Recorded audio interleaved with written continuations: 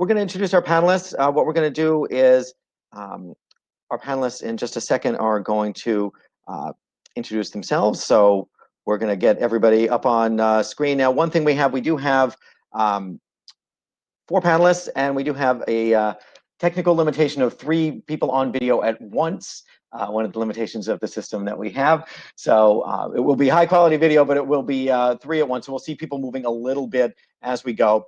I will be off screen. You'll hear me as a voice most of the time. I think you've seen a lot of me, and probably that will be fine with everybody. So let's take a look. We have 4 panelists. We have, you can see their information below. We have Imogen Casebourne from Oxford University, who's a longtime e-learning designer and many other things in the field, who's now working on her PhD. We have Veronica Chehtman from Argentina, from the largest water company in Argentina, who's worked in corporate learning for quite some time. We have Iina Parna from the United Nations Development Program in Denmark, and Antonella Poce from Roma Tre University, who you all know through her keynote and participation in the program. So they're each going to introduce themselves and tell you a little bit about themselves in just a moment. So if we can get the first few up on the screen, and I'll take myself off the screen. And so we're going to start with Imogen as soon as we get the camera set up. So we'll get going in just a second, and then we've got lots of discussion to go for the next 45 minutes to an hour. As you have questions as we go, please do go ahead and put them in the chat, and we'll try to work them in. We have a separate Q&A at 9 o'clock, but Eastern time, but we also can take questions as we go, and I think that's totally part of the panel. So we'll be monitoring, and I'll bring those together. Okay, hi, how are you? Okay, so glad to see you. I'm not so glad I'm not there, but okay. Everything went remote. Well, I'm a new learning technology manager in ICELW, which is the water company here in Argentina. We have 7,000 workers in our company, and we've been doing corporate remote learning for a while. Like, we started 6 years ago. Before working in ICELW, I worked for a lot of companies, always in corporate learning innovation. And well, at this time we are very proud of having gone remote with effort, but with all the experience we had before. So I'm glad to share some of this lesson learned with all of you. Very glad to be here. Thank you, David, for the invitation. Great, it's so good to have you. So good to see you again. And if we can get Ina's camera on, and here we go. Well, welcome. All right, welcome. It's all yours.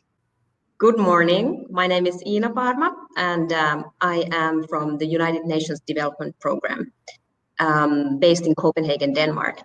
So UNDP, as is the acronym of the United Nations Development Program, we are an agency that operates in 170 countries. And we have a workforce of around 18,000 people. And here in Copenhagen, we are catering for staff development needs for all those 18,000 people.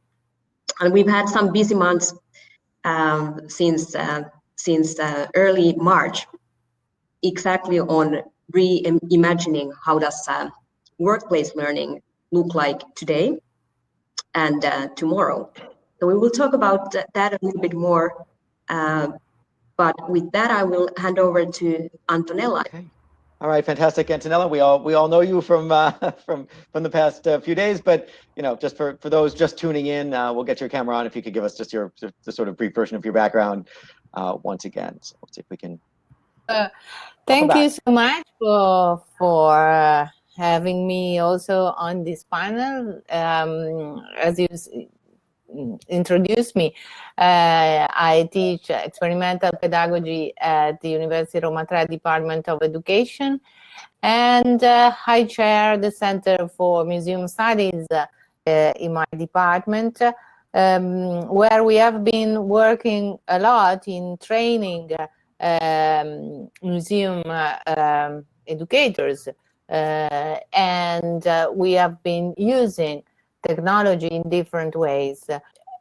for sure, we had to do very massive work this last month, since March, in order to go completely online. We have been offering our courses online for decades now, but going completely online made us rethink, as also Iina was saying, rethink completely our offer. And from a certain point of view, it was a very good opportunity to renovate, renew, and especially focusing on which kind of skills the changed world, and especially the cultural and creative sector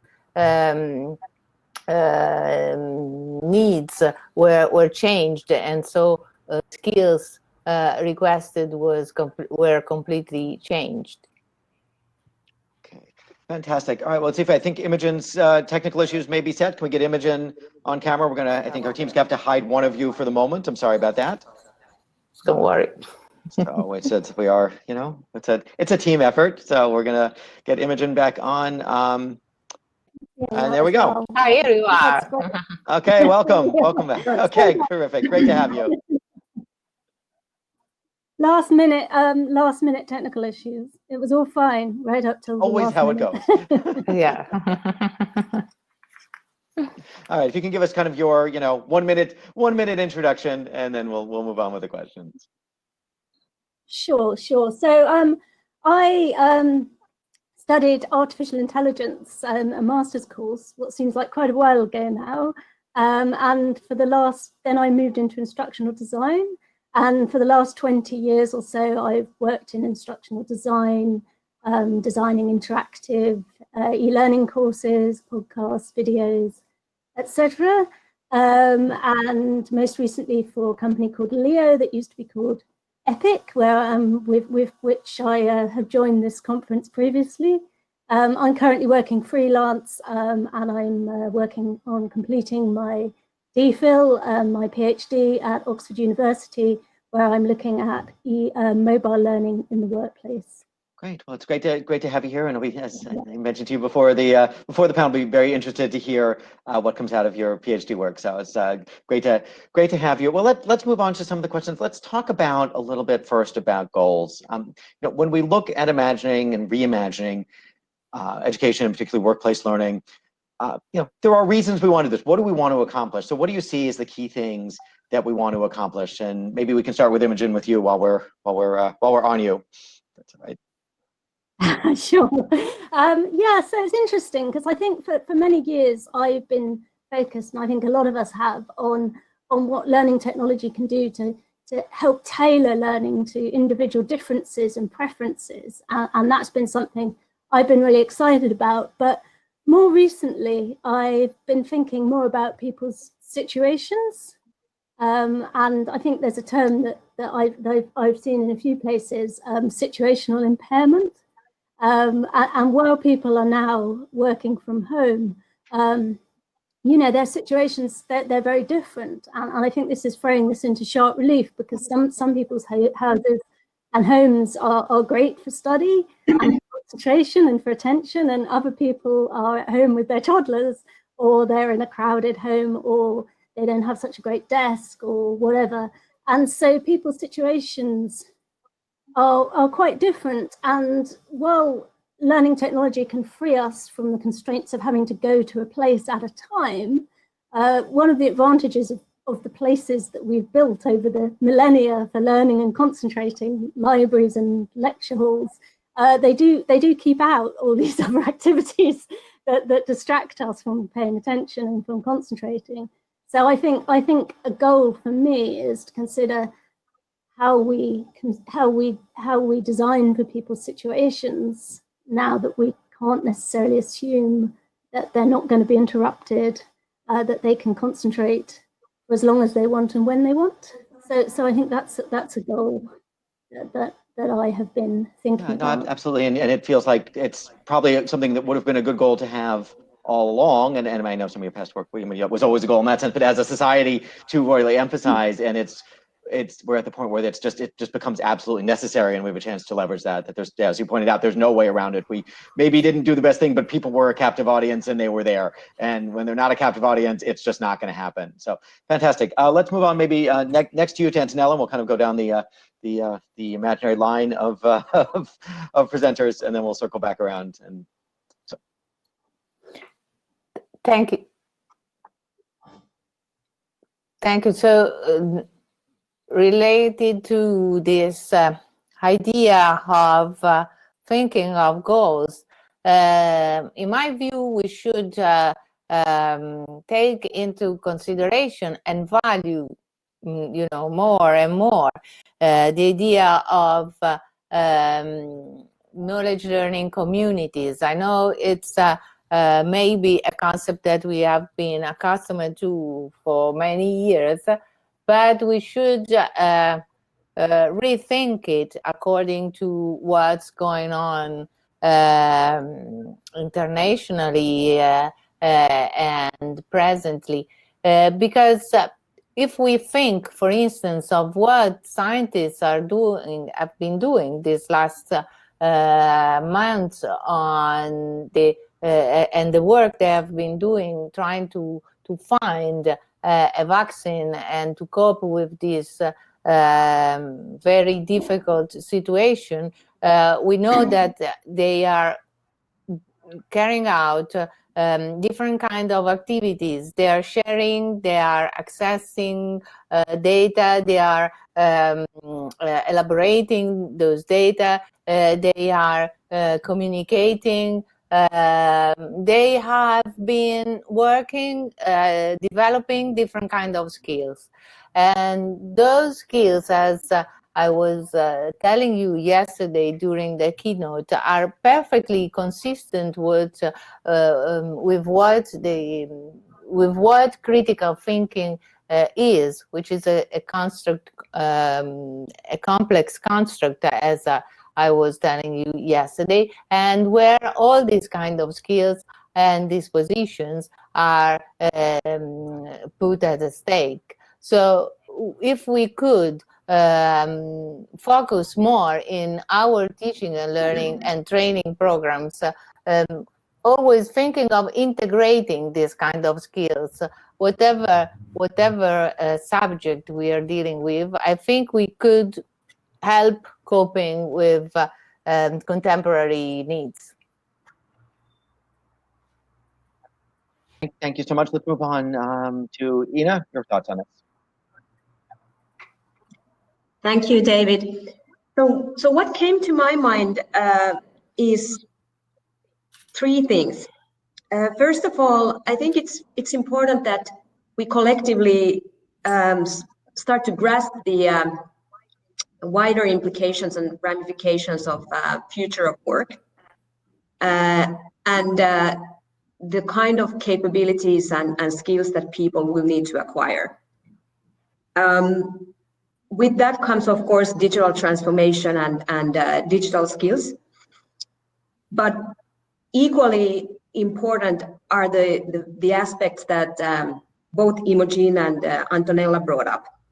So perhaps the more sort of human skills, if you will, and the skills related to collaboration, but also skills that are related to dealing with ambiguity, navigating chaos, perhaps resilience, not only individual resilience, but resilience of the internal systems and sort of constructs and functions that we use as platforms for well, in our case, workplace learning. And maybe then also more deeply on the human skills side of things, also empathy and communication.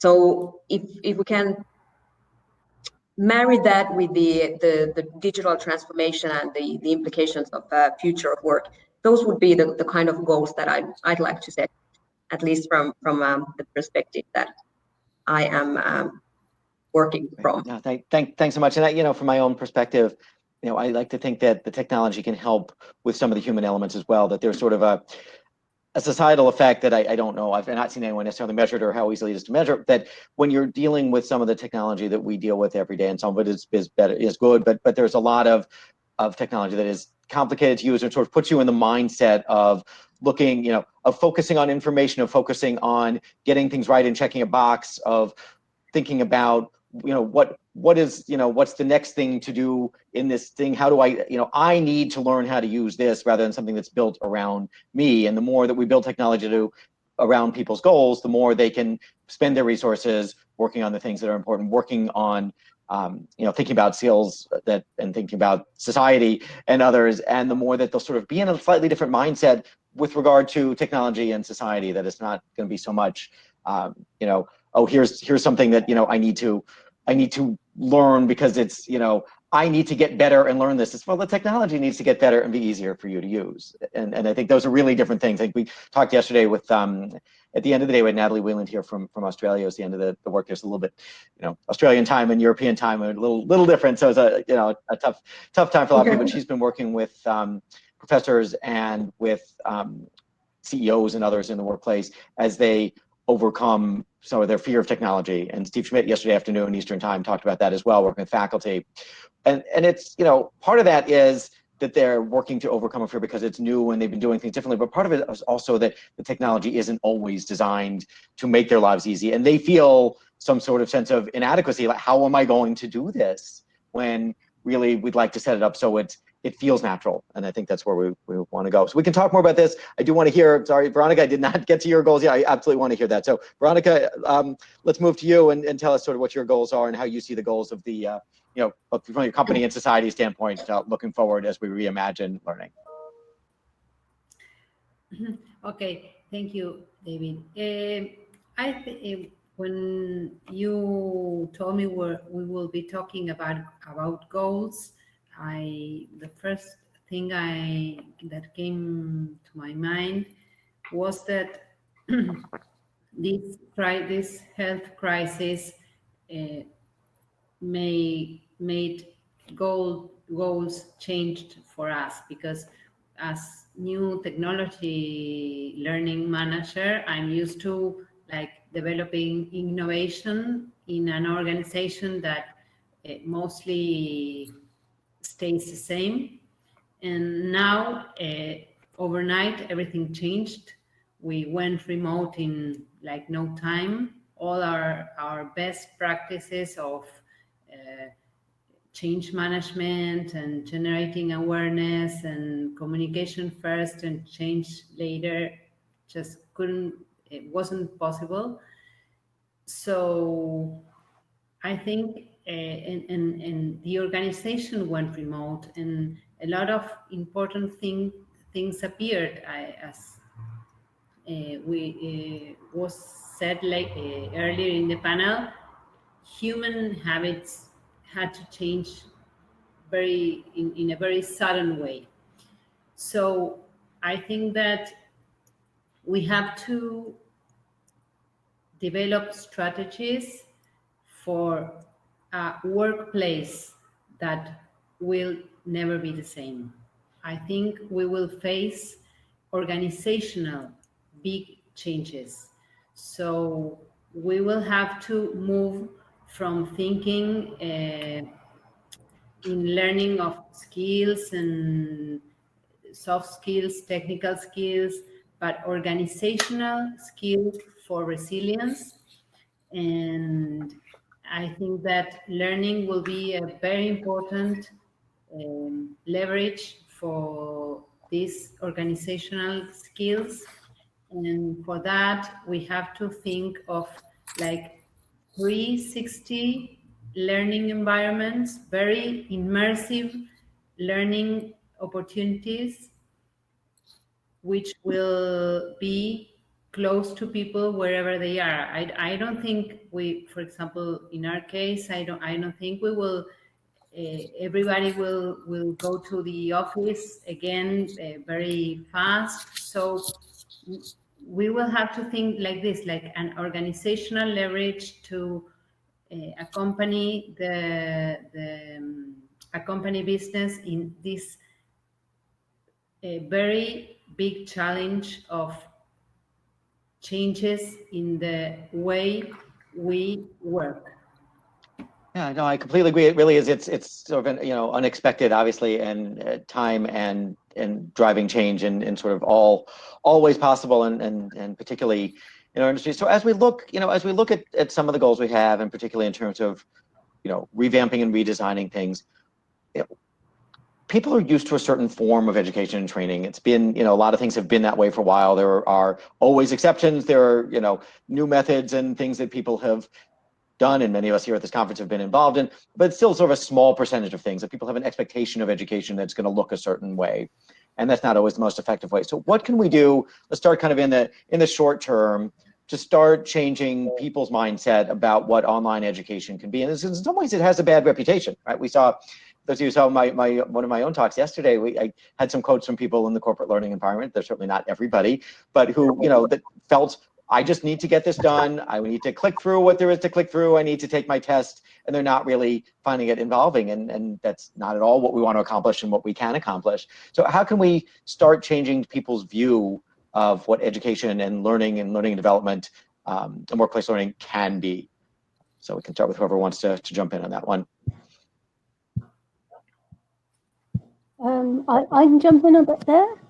Great. I don't know if you can see me though. It doesn't want to let me join visually, but I'll just answer that. So I've been thinking, a couple of things. I think some of the things the other panelists have been saying, and you were saying about bringing people together, I think it's difficult. I've been reading of people talking about how tired they feel when they're on Zoom all day for work, because there's something about the way that you are when you're on video camera, you're paying somehow more attention.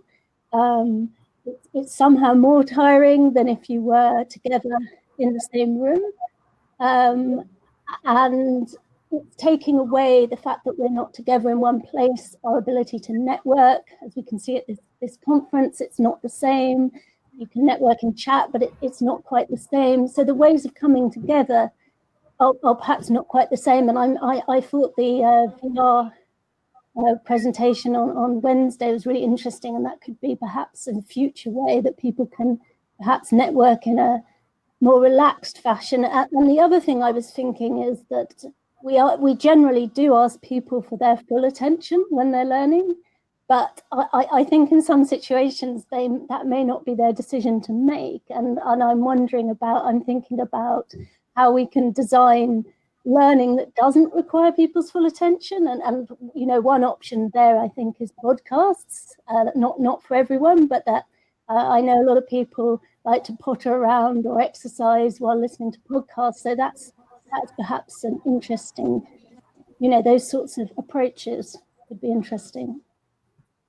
Yeah, no, I think so. And we did. Yeah, we had Gila and Yanai's podcast discussion the other day. I think they found some of the same things. Yeah, it feels like that's one, and that finding enough things that are appropriately short and just in time is the right thing. And I know the term micro learning gets floated around, and sometimes, as with everything, sometimes that turns into something good. Sometimes it turns into something that's a little bit of a buzzword and not maybe what it should be. But when we have things that are just in time and on demand and quick to find, that's great. And then there's a balance where we use that and where we have more immersive experiences that will take longer and more concentration, and sort of how we work all of that in to an overall approach. I mean, I don't think we're ready. Maybe we're ready to say, I don't think we're ready to say that we're in a world where people only can focus for a short time, and that's what our society is now. But other people may have different opinions. Yeah, no, not different opinions, but I would add something, because this is a very relevant point. Actually, we have been working a lot within the EDEN, the European Distance and Learning Network, offering different kind of webinars related to how to help and support teachers and colleagues that had to move, as we said, from one day to the other online. And we actually realized that the teaching and learning, but actually the training needs that many different colleagues, educators, teachers had to face during this time. We also noticed that participants were willing to provide feedback, to get feedback and information regarding some areas in particular. Assessment was one of the most debated and asked for area, accessibility, support as regards students' motivations and interactions. So different areas with different issues, where anyway what came out was the need to lighten a bit that burden that Imogen was mentioning, that burden that comes from being constantly online and facing in front of a screen. So that's why we need to design different ways of teaching and learning. So we need to concentrate more on teaching and learning activities where collaborative work, project work, object-oriented work is foreseen, and in that way we support at the same time also those skills we were talking about. And as I was saying also yesterday, we can support deep learning, visual thinking, writing and building knowledge artifacts, dialogic interactions, both online and offline. We have different researches highlighting that offline reflection could be very much supportive as regards critical thinking skills development. So I think that what I was saying before regarding the need to really support knowledge communities, working knowledge communities can be a solution, can be a way to reach those goals we were mentioning before, because different kind of profiles can be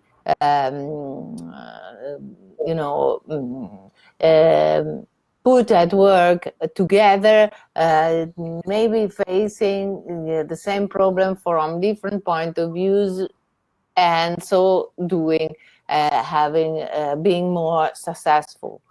So that's my view. Great. No, thanks so much. Anybody else want to jump in? Veronica, and we'll come back to Iina.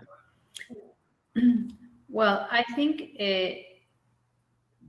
speaking of corporate learning, in the short term, we have to first assess organizational, like post-crisis situation. We have to, in the short term, sustain newly born innovation. Everybody using VPN and accessing virtual campus and LMS. A huge growth of synchronous e-learning. Every trainer in the organization having access to and giving synchronous learning and moving their courses online. New audiovisual and multimedia rapid e-learning courses that we generated. So we have to sustain these changes that were born from crisis and need. And we have to think the processes to sustain this in the medium term. And then we have to detect which new gaps are growing in the organization, we have to discover the champions, the leaders that appeared in this crisis situation, and like gain them for the learning project. We have to do a good inventory of newly adopted technology. For example, these technologies I was talking about, all the different e-learning rapid formats, and also like an inventory of newly adopted habits that we have to like nurture and foster and detect which of these habits we have to keep from the new normal. So I think it's like a mix of things. We have some technology things to assess. We have some cultural habit organization to assess. And then we have to see how learning leverage for all these things to create better learning environment and proposals for the new normal we have to create. Great. Thanks. And Iina. Yeah, just briefly to add on what others have said already.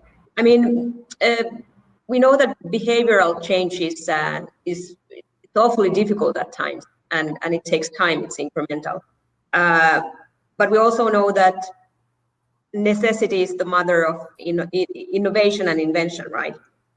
And I think with this crisis, we have an ample opportunity to build on exactly what you said here.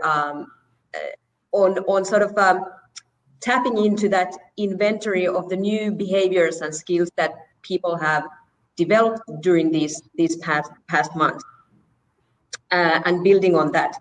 We operate kind of in a trajectory that's gearing towards the 2030 agenda, so the Sustainable Development Goals. So when we design learning, we look at what are the immediate needs that our people have, what are the intermediate, and then what are the sort of needs that are looming in the horizon. So I also do think that when we prepare for the long haul and sort of the long term, that sort of instilling practices of future horizon scanning in the learning planning would be something that I'd actually like to bring to the table as and when very soon we will be returning back to physical space. Then Imogen mentioned about other type of learning resources such as podcasts, and absolutely, I think we have to sort of look at this from a sort of holistic perspective, where learning is not, of course, the one-off event that everybody knows by now, but that there are certain elements and dimensions to it. One is, exposure to different kind of tools and assets. The other one is the environment, and that comes not only IT tools, but also that interaction with others. Some concrete elements that we are putting in place right now are actually on the experimental side of things. So development assignment. Our operations have been very sort of virtual for many years already, by virtue of our organization. We are so geographically scattered. But to sort of nurture that human element, we are looking into cross-regional virtual development assignments, so as to build those communities and that human interaction, even if it is through online platforms. Great.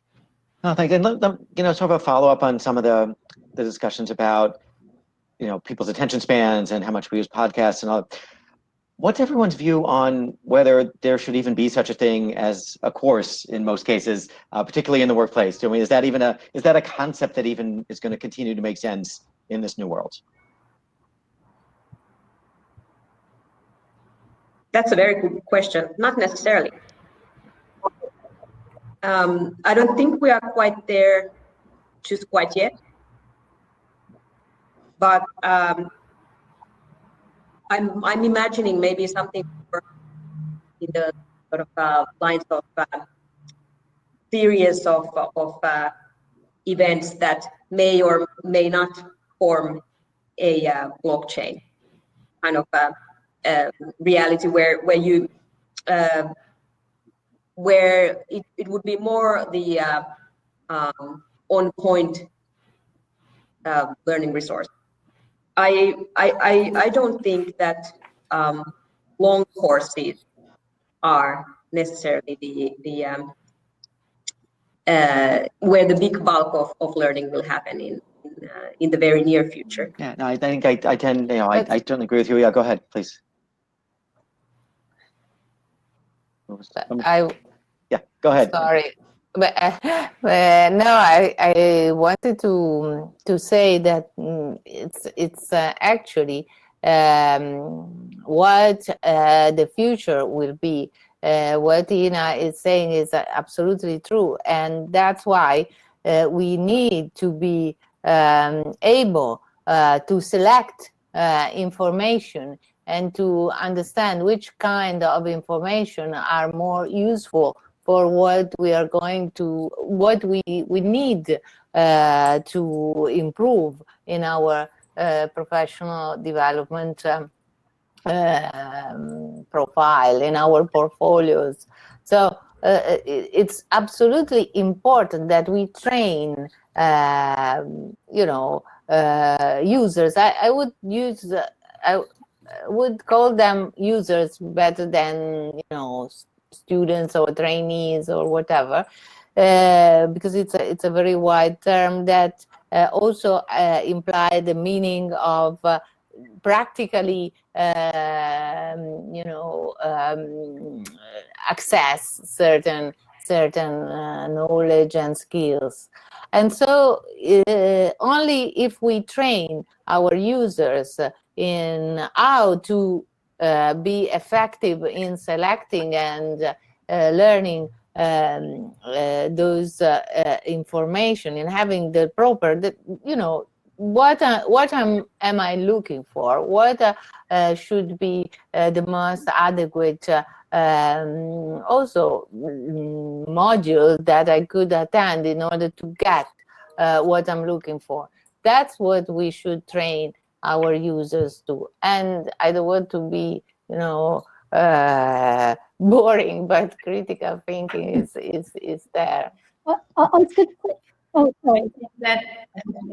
I'm sorry. I was going to say I agree completely. I think the ability to know what to do next is actually really important. And I worked on a big project where they had moved away from courses, and they slightly moved back in that direction because people were struggling with sequencing. They were struggling to know what's, that was great, but where do I go from here? What's the next thing to look at? So I think that's a real skill. And I think perhaps while we might not see such long courses, we definitely need to give people the skills and perhaps the support to know where they should logically take what they've learned next. Yeah, that's a really good point, and and also related to that, I think if you saw Timu's talk on Wednesday, he talked about a little bit about actually Maddie's talk, I guess, I think what I'm thinking of, where there was an example of it's both related. There was an example of how do you decide when you're faced with a lot of options, and when if you have 4 options you can pick. If you have 100 options, sometimes you just get overwhelmed by the choice. You think that more choice is better, but more choice isn't always better because it's not always easy to make the decision. So, but in a certain sense, more choice is better. So there was a sales example where people had, when given more choices, they spent more time but made fewer sales. So I don't know that sales is the goal, but they really just didn't make a decision, right? You think you have 100 options or 26, I think it was the number. You can, you would choose one rather than if you have 4 options, but they didn't. They would just kind of walk away. And so there's this sort of issue about where is their guidance and where is their freedom. With online, you can find anything, right? Like, in the early days of the web, there were things there, but no one knew how to find them until there was a search engine, or until there was, in the early days, there were indexes, right? You saw, the early Yahoo had kind of an index of what was on the web, which would be very long now if we tried to do that. But it was, that was how things work. So there's this balance about where do we provide guidance, and so that people can make the right choices. I think that's a great point about how courses can break down, and maybe there's something else that provides that kind of guidance in a way. So yeah, go ahead. Yeah, I wanted to say that we are in our vision for the future. We are thinking in our team like to build learning, like, as you can speak of Internet of the things, like learning of the things, and that every process, every equipment, every ability in the organization, it's like a carrier of learning. And for that to happen, we also have to, we think we also have to educate like all the workers as to see themselves as lifelong learners. So they have to see themselves as permanent learners to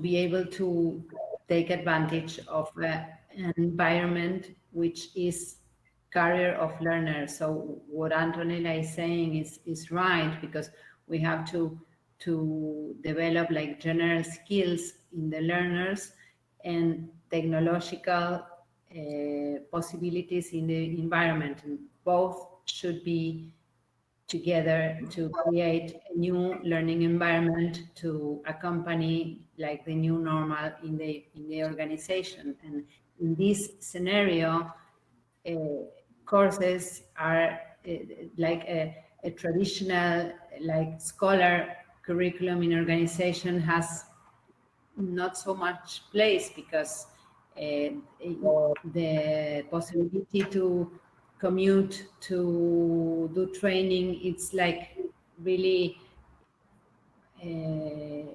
more and more difficult in the new context we will have to live.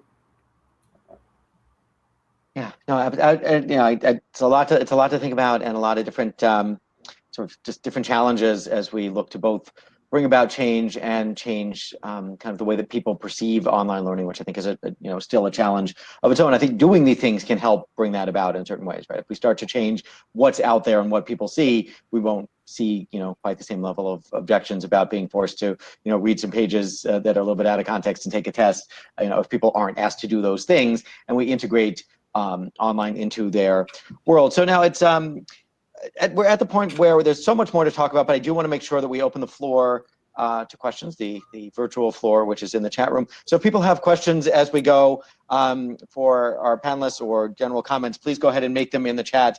We'll try to get some room for participation in the last 15 minutes that we have as well. I say there's some chatting going on about again about critical thinking skills and about teaching those, so and knowledge communities and some other things. So please participate if you have anything. Put it in the chat, and we'll get that included.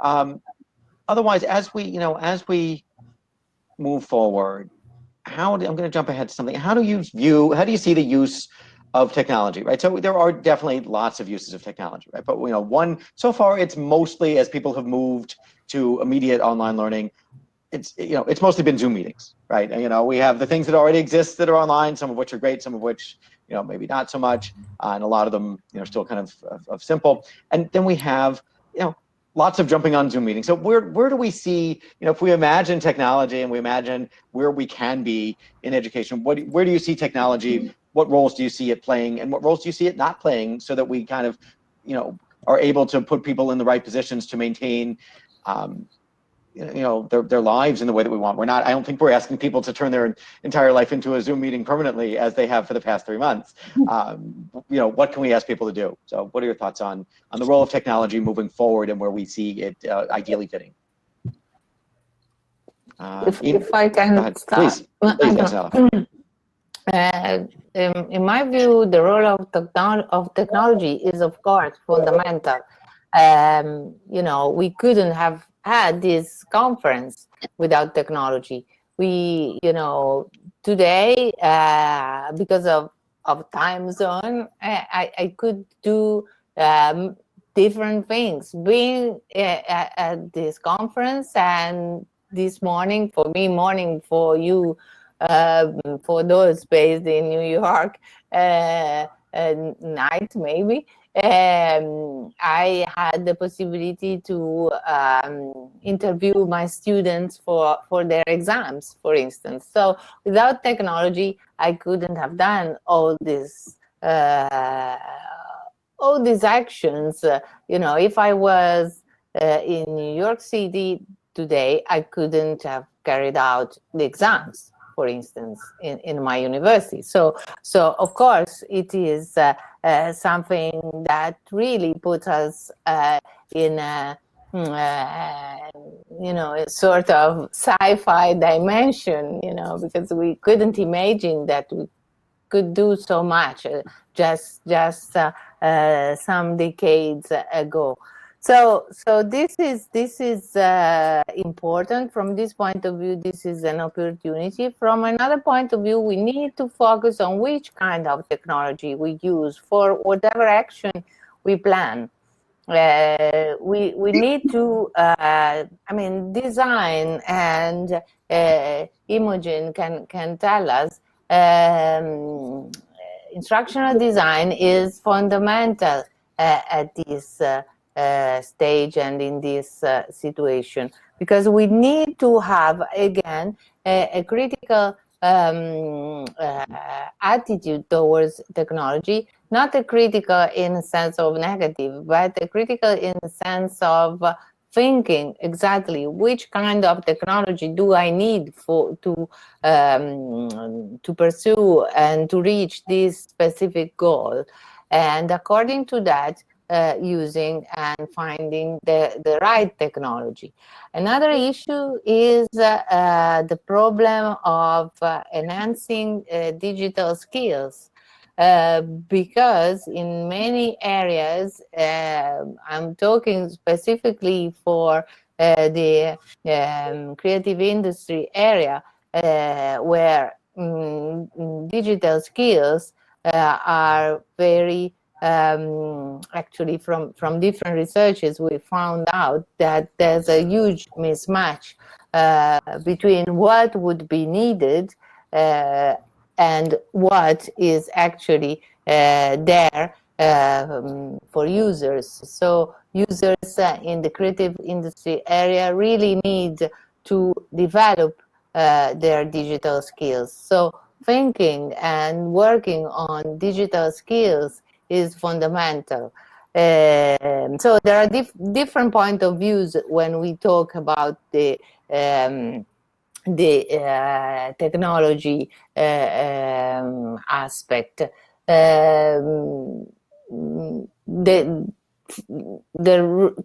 Critical, the unique role of technology, but also the unique opportunity that we have to make the most of technology. Always taking into account that we need to use technology. We can't be driven by technology. I think that yeah, I totally agree. I think that we are already living in a digital world. It's as Barico maybe would say, it's not any longer possible to discriminate very well our like physical environment from our digital environment. All the tools we are using are like mental tools now. So I think this we are living in like a mental revolution from some years ago. And I think this crisis like made very clear that we have to put corporate learning in the same page people lives are. I think people, learners in organizations are sometimes ahead of us now. So we have to put technology not as a core of the vision of educational training, but as a great enabler and as a part of it's like the way people is learning now. So we have to analyze the way people is learning now and give them the tools to do that in organizations. No, I think absolutely. Imogen, anyone want to add more to this? I've got some other questions coming on in the chat, so we can certainly move on to something else if we want to do that. All right, I'm going to jump to the next question. Maria writes, so assuming that we do try to insist in maintaining, by design, human interaction, so not, I think, forcing everyone to be online all the time, human socialization, what can we do to help ensure that? As people move to this sort of, online virtual life, how do we keep facilitating human interactions and socialization? If I don't want to, but actually from this point of view, yeah, so I was actually trying to give a feedback on this question from Monica. We need to take that into consideration. I mean, of course, anything will be the same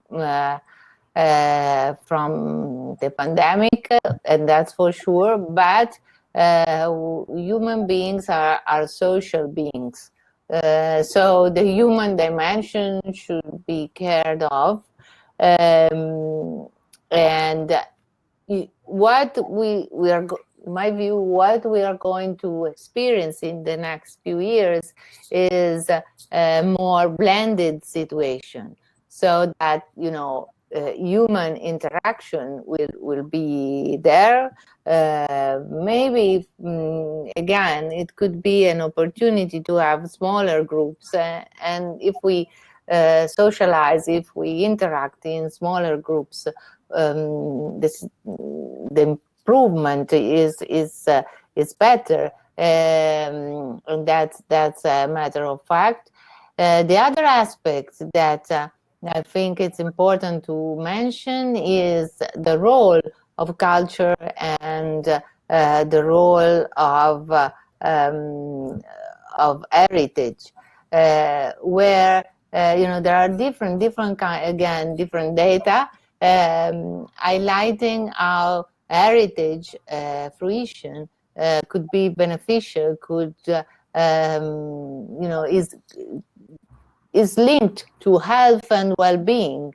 So that is why also we cared a lot in our researchers of putting the cultural aspect as a focus, a starting point. So the human dimension taken into account, starting from cultural heritage and the possibility to have blended situations where, of course, technology is important, is fundamental, is helpful for sure, but is at our use. Great. I want to move on to one more question because we're just running out of time. And there's a question that Christina brought up in the chat that we're kind of talking about a little bit in the chat. I want to just kind of bring to the floor. We talked about, and Iina suggested that the need for organizations to learn to cope with ambiguity and chaos and complexity. So this is from Christina's question.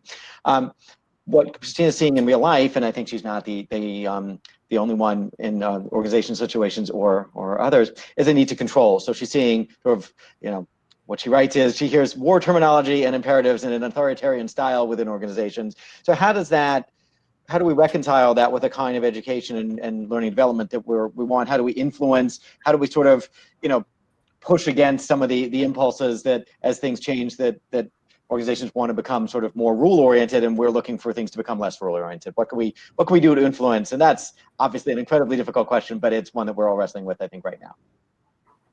Well, if I can jump in, I think one thing, Please. perhaps somewhere between freedom and control, but one thing that's come up a bit in my research is that I think sometimes people need permission to engage in some of the learning activities. They're not sure if they're really of the same priority as some of the other things they're doing. So I think that there's somewhere between telling people what to do and leaving them to it themselves, where there is the organization makes it clear and gives permission and sets aside time, perhaps, which helps people do what they want to do. So I think there is a role for the organization beyond getting out of the way, potentially.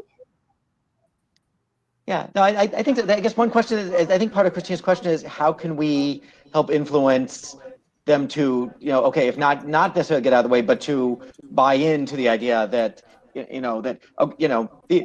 instinct a lot of organizations have is, our employees aren't doing the right thing. Let's tell them they have to do the right thing, right? Let's tell them they must do the right thing, and if they don't do it, tell them louder. So how do we start to, how do we start to try to move away from that?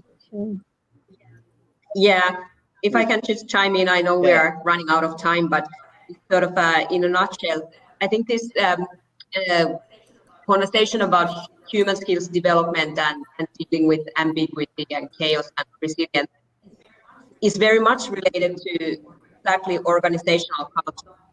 So honing and sort of harnessing those kind of skills requires the right ecosystem and the right kind of organization so that those skills can thrive. I think we need another panel conversation on organizational culture and human skills for the future. But there's a question and also started to trigger some further thinking in my own mind. So I thank you for that. Thanks so much. And I think go ahead, David.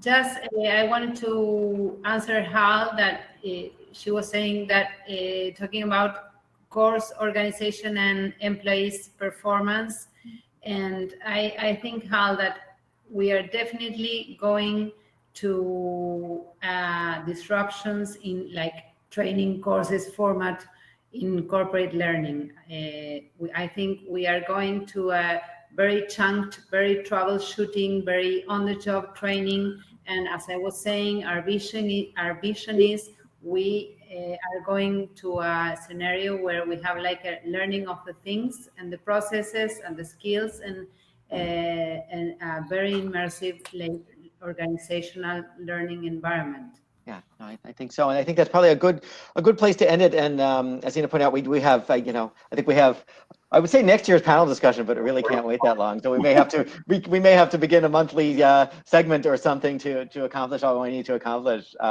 So we are at a time that really enjoyed the panel, and I hope everyone did. I feel like we could speak for 3 or 4 hours and never get to everything we want to do. So I want to thank all of our panelists for your time and contributions, and it was great to have you. So thanks, and please stick around. We can continue discussions on the chat as we move to the next session. So thank you to everyone once again. Thanks to all of you. Thanks to all of you. Really. Thank you. Bye. Thank you, David. Have a nice day. Right.